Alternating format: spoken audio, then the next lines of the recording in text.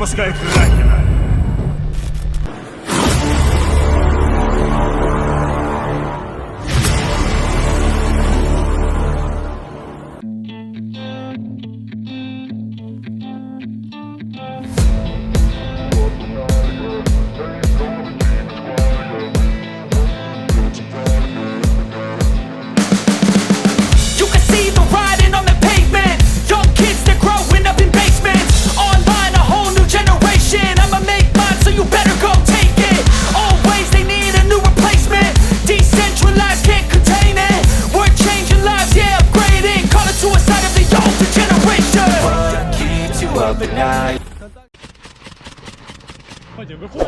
Ukraine's infamous Kraken unit was formed by Azov Battalion veterans on the day Russian President Vladimir Putin launched a full-scale invasion of Ukraine in February, a military spokesman said. That makes the Kraken something like a kid brother to the older Azov unit, whose fighters achieved world-renowned status last month for their epic last stand inside Azovstal, a sprawling steel complex in the port city of Mariupol. Like the Azov fighters, whose name comes from the Sea of Azov, the regiment's name and insignia evoke a different maritime theme: the Kraken, a mythical sea monster resembling a giant squid. The Kraken regiment operates somewhat in a gray zone, a force that answers to the defense ministry but is not part of Ukraine's armed forces. Their commander is Konstantin V. Nemechev, a political and military figure in Kharkiv.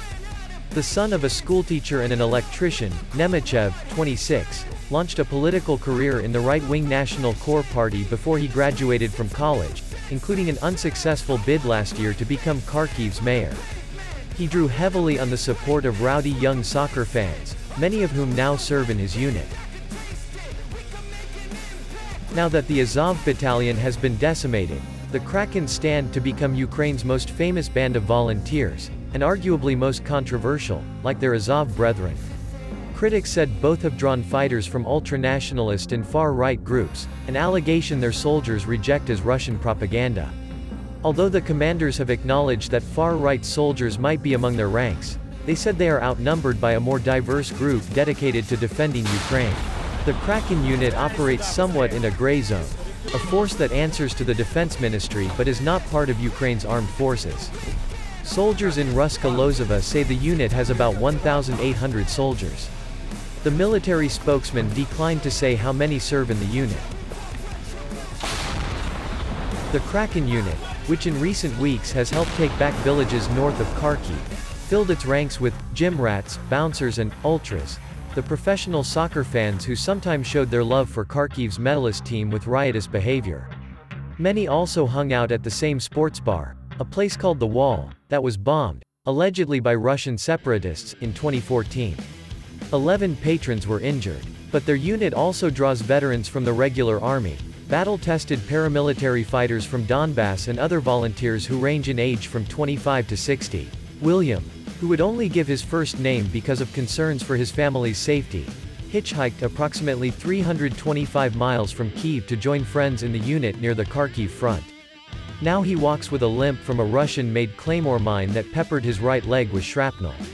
Like others, he went to war after receiving combat training where first aid instruction was more plentiful than ammunition. And there's still more than a little DIY in the unit's warcraft, despite nearly 3 months of sometimes heavy fighting. Their battle wagons are SUVs, pickup trucks, ATVs and, on this day, a Nissan Murano painted bumper to bumper in green, right down to the hubcaps.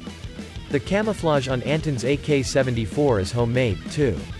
Worried the factory-issue black finish might stick out in Ukraine's forests, he painted his weapon in multi-tone greens that look more Grateful Dead tie-dye than military camo.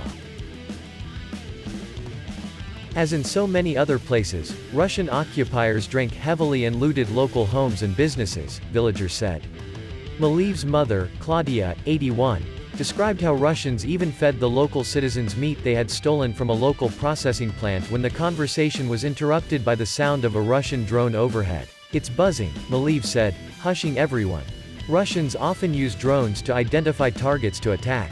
The sound is faint, like a gas-powered model airplane, but it was enough to cause members of the unit to break up the conversation and seek cover. Thank you very much for watching.